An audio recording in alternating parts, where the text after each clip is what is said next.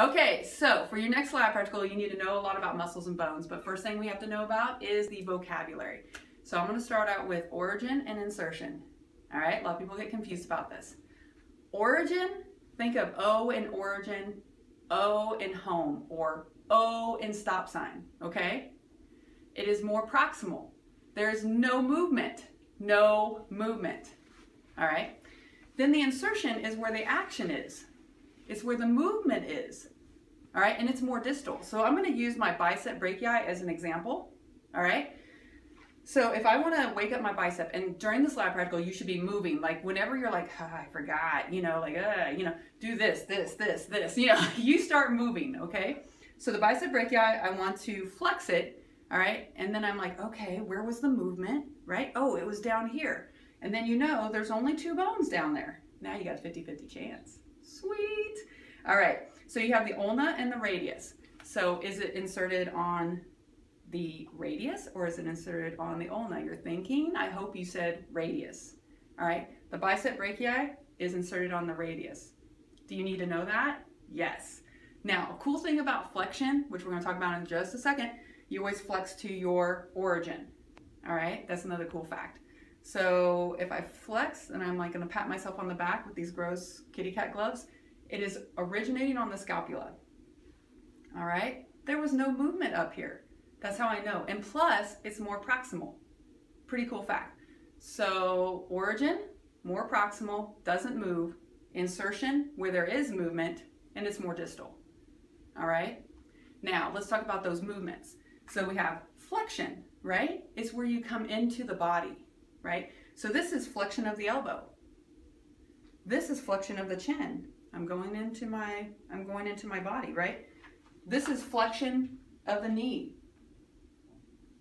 This right here, where I bring my toe to my shin, that's dorsiflexion. Then you have where you like get up on your tiptoes, that's plantar flexion.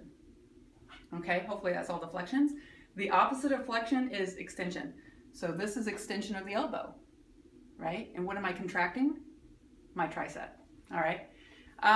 Then you have extension of the neck, right? And then you have extension of the knee. When I extend my knee, by the way, I am contracting my quadricep. Okay, so another thing that we talk about is abduction and adduction, all right? So if I go away from the midline, so I can do that, I can raise my extremity, my arm out like that, or maybe I do this. I come out from the middle, or maybe I do this, right? Those are abduction. Abduction, because it's like you're being abducted. But technically it's like going from the medial to the lateral. Then you have from lateral to medial.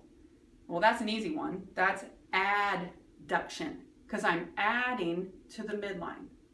All right? So that should square you away as far as, oh, one more thing. Always forget, tendon and ligament. These are all the words that you have to be like super comfortable with. So tendon is attaching the muscle to the bone. Easy to remember because we say T-mobile. All right? T-mobile. So the tendon attaches the muscle to the bone and it makes the skeletal system mobile. All right? And then you have ligament. Ligament is bone and bone. And I had a student one time say Bible, and don't be offended or anything, but it really helped me. B-I-B-L-E. Bone in bone ligament. All right? Now, the ligaments that they like to ask about is on the knee. Okay? You know that you have a ligament on the inside, you have a ligament on the outside, and then you have 2 on the inside. So the way I think about this is, I think about a football player, all right?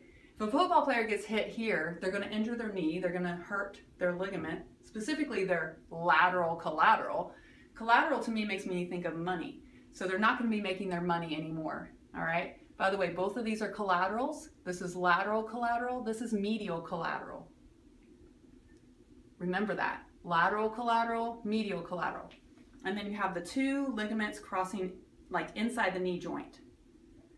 Latin for crossing is cruciate, like crucifixion, right? Like a cross, crucifixion.